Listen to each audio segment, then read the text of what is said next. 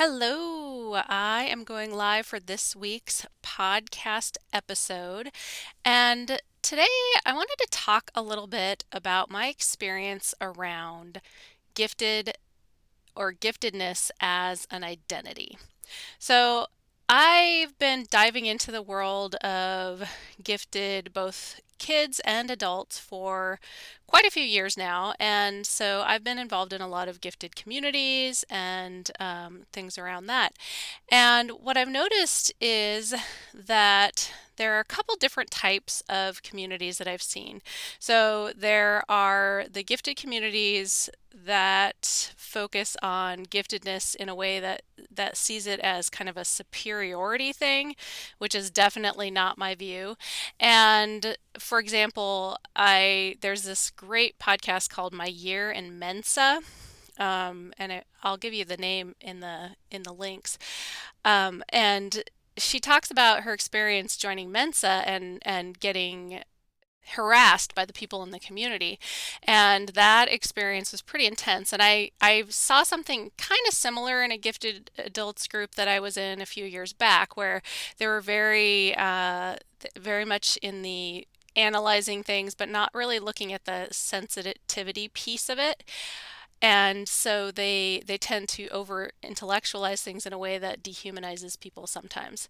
And so I've seen that experience on the one hand, and then I've seen kind of on the flip side, I've seen a lot of experiences where giftedness is seen as a burden, and it's really something that is kind of a lifetime challenge and all of these things as well.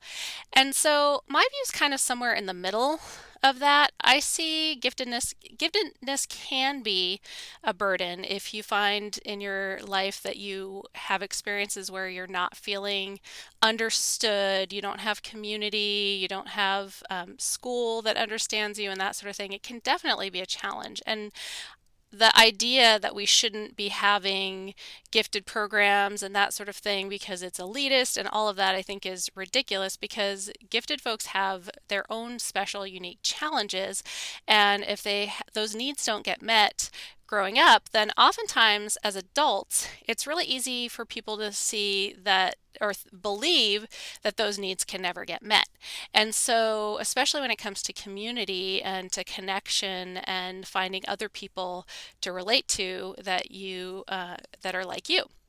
And one of the people that I've watched over the years that has really been an inspiration to me is Benita J. And she was my very first guest call on my for my community. And I'm going to be having her come back next year when we start the guest calls again, because I've gotten to see her over the years develop from this point where giftedness was the primary focus of her identity to a time where now that's just kind of a piece of the puzzle, but it's not her primary identity. And she's really been able to find community in real life. And really, it's just been such a joy to watch her over the years go from feeling completely isolated and disconnected from others to really finding connection wherever she goes. And so I'm going to be having her come on and do a talk in the new year, and I will definitely be having that on the podcast. But it really got me thinking about my own experience in terms of my needs being met as a child. And one of the things where I had a really great advantage is that my family are very similar in terms of how they think and learn, and they raised us in a community where there were plenty of folks in the community who really got us and understood us, and there were definitely, I'm certain, a good deal of folks in the community who were also gifted.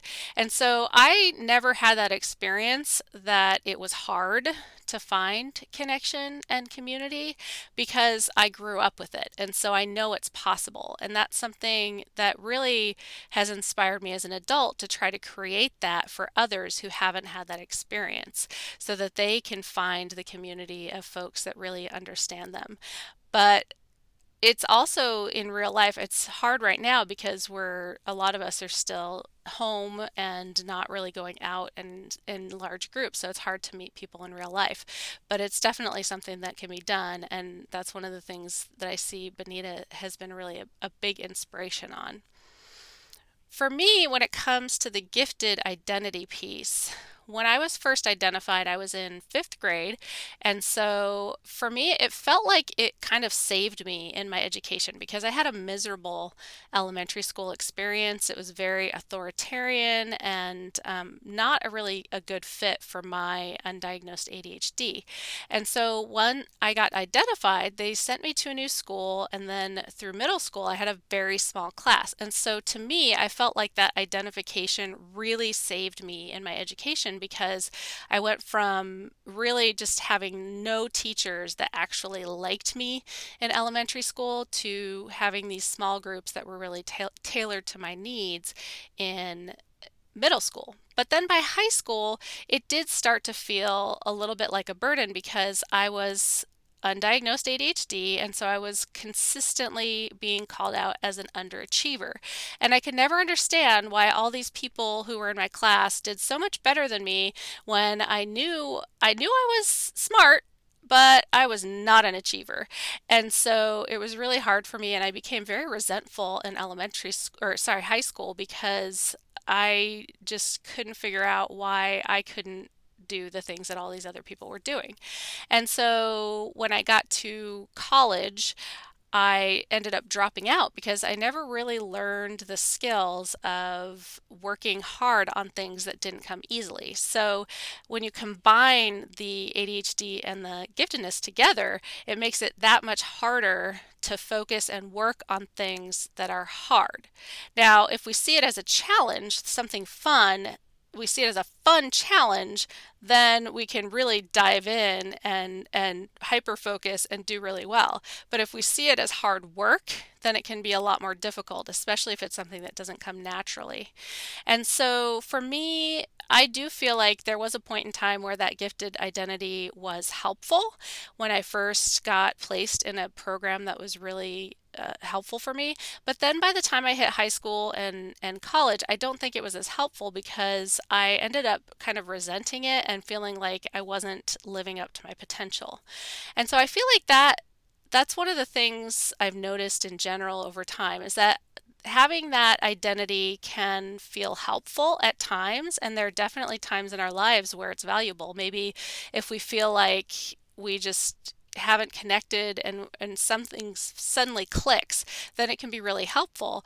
But when it comes to feeling isolated and alone and like we're never going to meet someone who we can relate to or any of that, I feel like sometimes it can become a barrier to connecting with others when we're focusing only on that one thing.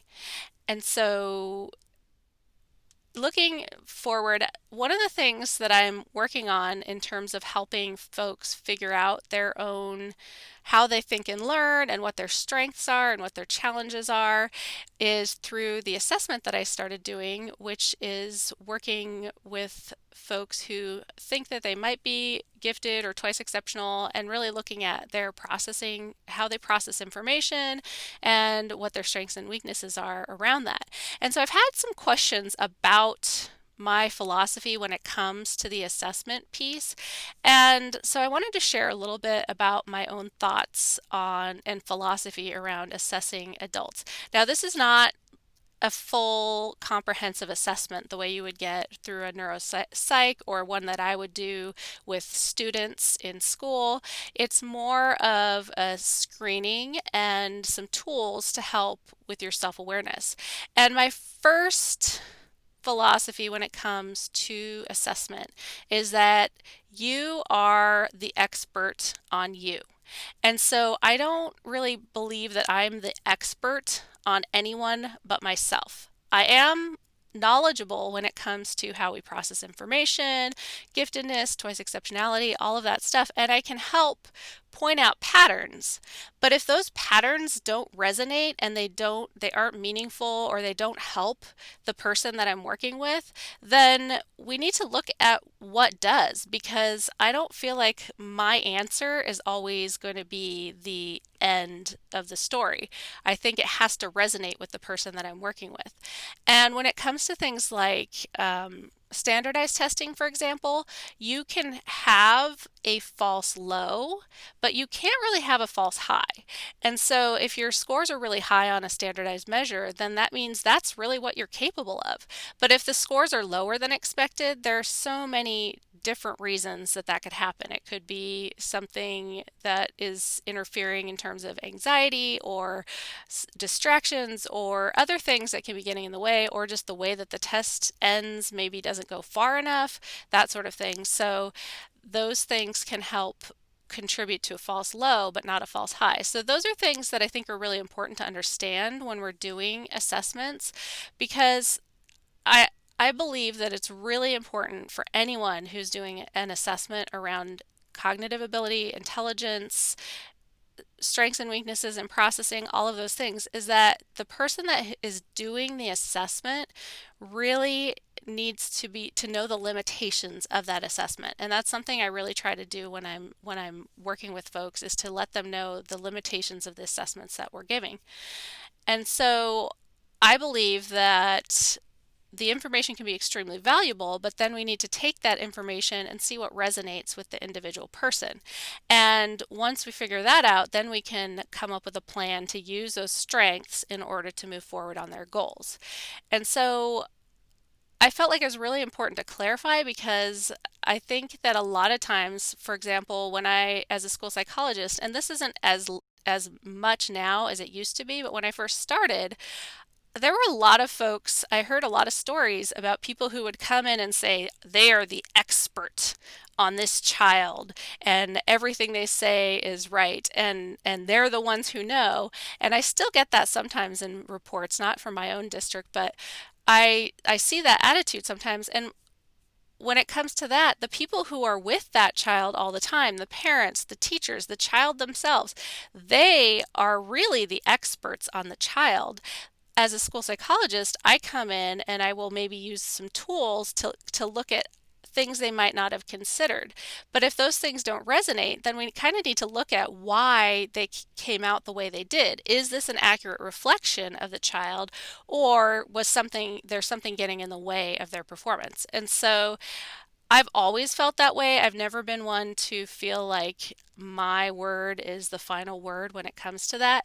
And I think that's important to know when it comes to working with me, both as a coach and doing adult assessment, because my goal in the end is to really empower the person that I'm working with and to help them find what resonates with them and to really understand where they're coming from.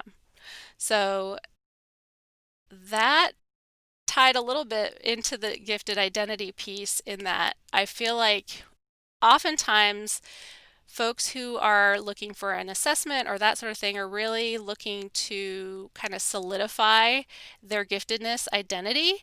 And by doing an assessment, that's what they're looking for. And I feel like when it comes to that piece of it, that really listening to your gut and listening to what resonates for you is really important.